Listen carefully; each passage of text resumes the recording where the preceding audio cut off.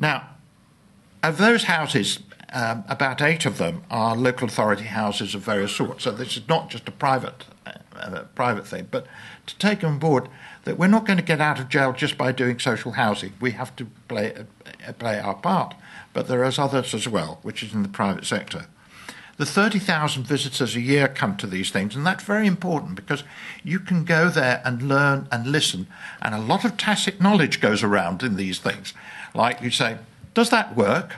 And some go, and that's all you need to know to be at least very cautious about doing something. There are video fly-throughs if you can't get to the site. Okay, so that's the lack of desire. The lack of knowledge and lack of capacity is the next one.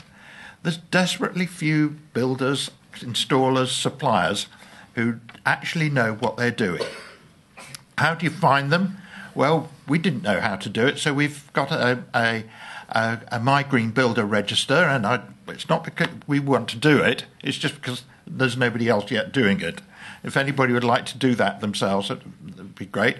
But this is where various people involved, installers, advisors, suppliers, builders, are rated by the people who've done the work, had the work done for them, on a star rating system. It's just a bit like TripAdvisor, and at least you get some idea of what these people are like. And finally, can I just talk about the lack of funding? I can't agree more with Olivia and also with yourself, because I think the rules have to be changed, and they're so easy to change. It's just very silly little rules that are applied, which would suddenly release a lot of money. But I also agree with Olivia that I don't think this is going to solve the full amount. When we've done the calculations, it looks like the government would have to put in about something like $1 billion a year into the public social housing sector, which is quite a lot of money. But you actually save about $1 billion a year through not having to pay unemployment benefit to the people who would be otherwise out of work. So actually, you've got something that's getting very near a cost-neutral policy if you think about it carefully. We work with Olivia, with other people in the existing Home Alliance, in order and bring together a whole group of people who are working in that area. Now, I could go on forever. I won't go on, but there's some little leaflets here and here on the side there, and some down in the foyer to tell you a little bit more about it. Thank you. Thank you very much, John. Take a leaflet to follow that through. Just a thought. We've talked a lot about social housing and how we meet the costs of that. I see that the Conservative Party has come up with a perfectly sensible idea that for owner-occupiers it would be possible to attach to the property the cost of doing the retrofitting, the insulation, the new heating, so that it stays that debt with the property and is repaid by whoever is occupying that property over a period of 25 years. So when you leave the house, you don't have to find the extra loan there for yourself, pay it off. It stays with that house. It's not a bad scheme.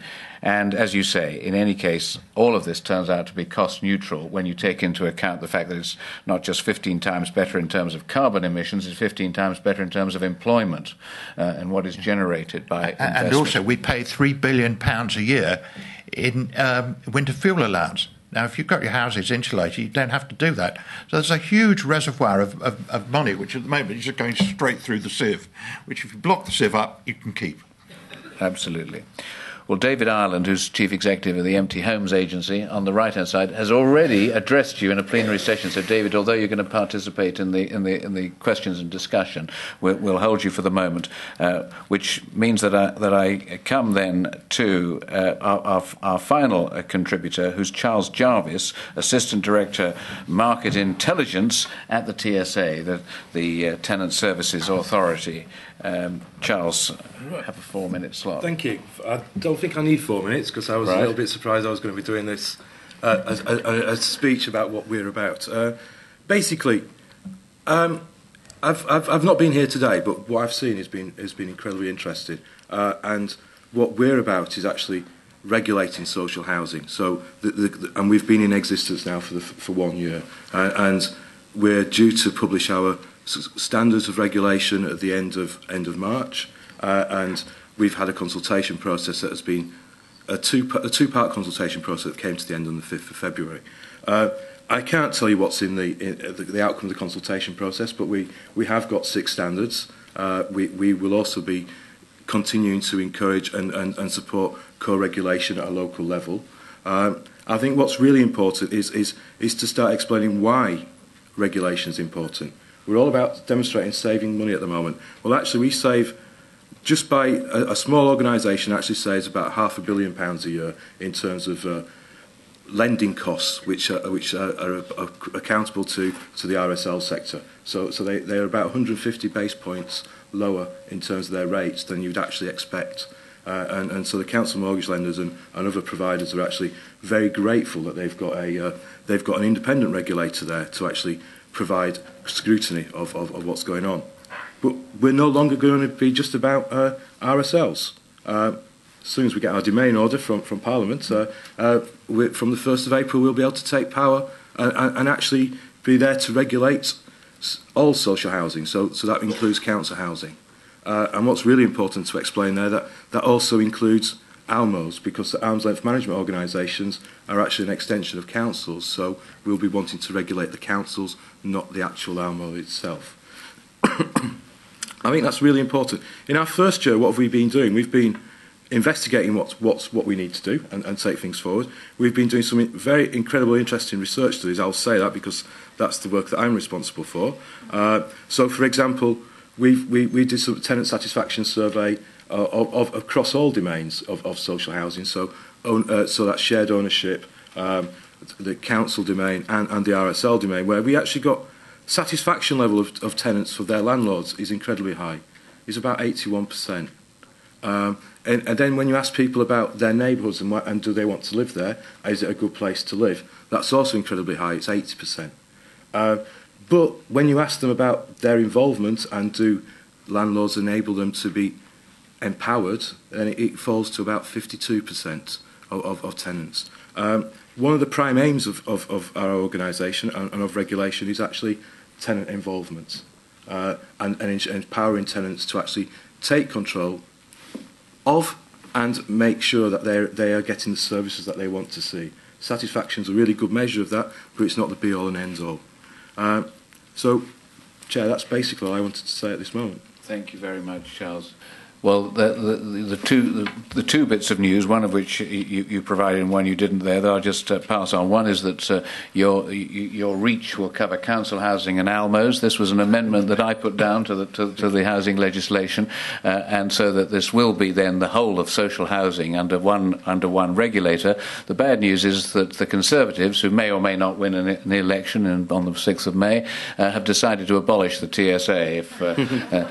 So we don't know whether this will ever come to pass, but that cloud hangs over the good things that the TSA are currently doing.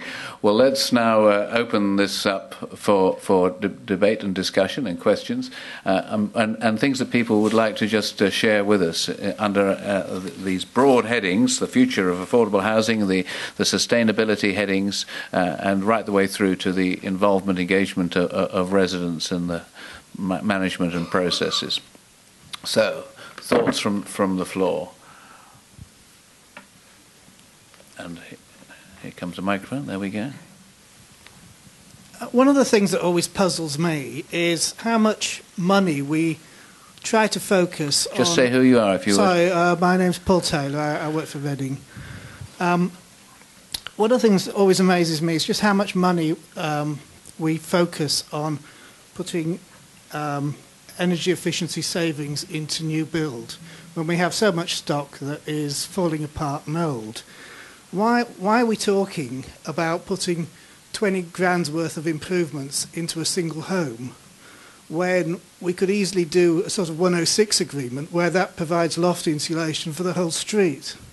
I mean, rather than insist through building regulations that the energy rating of a new home is so high, why don't we go the other way and use that money in a 106 way to improve the whole street? I don't get it.